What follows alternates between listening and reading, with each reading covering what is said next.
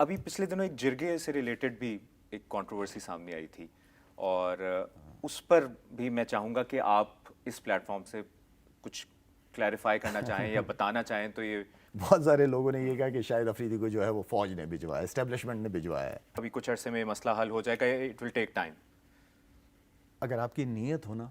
ہر کام ہو سکتا ہے۔ ابھی پچھلے دنوں ایک جرگے سے ریلیٹڈ بھی ایک کنٹروورسی سامنے آئی تھی اور اس پر بھی میں چاہوں گا کہ آپ اس پلیٹ فارم سے کچھ کلیریفائی کرنا چاہیں یا بتانا چاہیں تو یہ آپ سمجھ رہے ہیں کہ میں کلیریفائی کروں گا تو کلیریفائی ہو جائے گا۔ ایٹ لیسٹ آپ کا پوائنٹ تو دیکھیں مبشر، میں گیا تھا، میں اس نیت سے گیا تھا، میں امریکہ میں تھا ان دنوں میں جب جرگہ وغیرہ سارا کچھ چل رہا تھا، تو یہ ہماری پٹھانوں کی ایک ثقافت ہے کہ جرگے میں سارے شریک ہوتے ہیں، بڑے یہ وہ۔ میرے اپنے قبائل کے لوگ تھے، میرے اپنے پختون لوگ تھے سارے، میں تھا نہیں، میں امریکہ میں تھا، تو میں آیا، میں نے کانٹیکٹ کیا ان کے ساتھ اور میں خود گیا ہوں۔ اچھا، بہت سارے لوگوں نے یہ کہا کہ شاہد افریدی کو جو ہے وہ فوج نے بھجوایا، اسٹیبلشمنٹ نے بھجوایا ہے۔ تو خیر اب میں اس نیت سے گیا تھا کہ یار اگر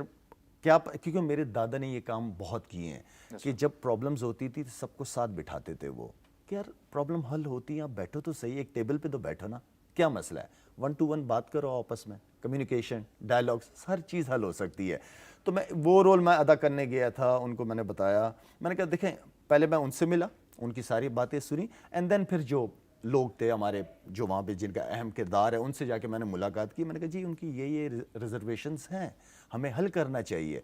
مبشر دیکھیں 13 کے اندر آپریشن ہو رہا ہے، میری بیٹیاں، میرے بیٹے وہاں پہ شہید ہو رہے ہیں، میرے جوان، پاک فوج کے جوان شہید ہو رہے ہیں وہاں پہ، ٹھیک ہے نا۔ بات یہ ہے کہ اگر آپ کسی مسئلے کو اس وقت پہ حل نہیں کریں گے تو وہ مسئلہ آگے جا کے بہت بڑا مسئلہ بن جاتا ہے۔ تو یہ جو سارے جرگے شرگے ہو رہے ہیں، یہ مسئلے ہم لوگوں، ہمیں رسپانسبلٹی لینی چاہیے کہ یار ہم نے صحیح ٹائم پہ ان مسئلوں کو حل نہیں کیا، جس کی وجہ سے آج اتنی بڑی پرابلمز بنی ہوئی ہیں۔ تو میں اس نیت سے گیا تھا کہ یار مسئلوں کو ختم کریں، بیٹھیں آپس میں، جو ایشوز ہیں وہ اور جائز ہیں، ان کے جو لوگ، جو ہمارے قبائل کے کچھ جو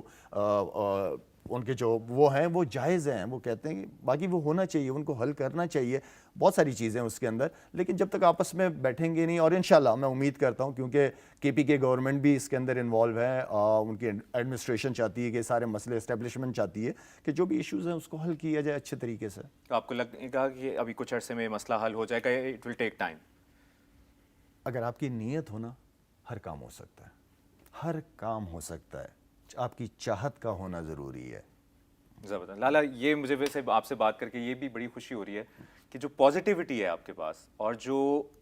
کرکٹ میں آن دا فیلڈ اور آف دا فیلڈ بھی آپ جس طرح پازیٹیو ہیں، اس کا یقیناً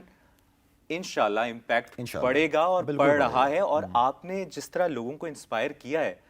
یہ میں اس میں میری ذاتی رائے ہے کہ ٹرولنگ جو کرتے ہیں یا جو ایسے معاملات میں جو صرف تنقید کر سکتا ہے نا، وہ اور کچھ نہیں کر سکتا۔ تو یو آر ڈوئنگ گریٹ جو بھی آپ کر رہے ہیں۔ 2011 کا ورلڈ کپ جو تھا موہالی والا، بالکل، اس کے بارے میں بڑی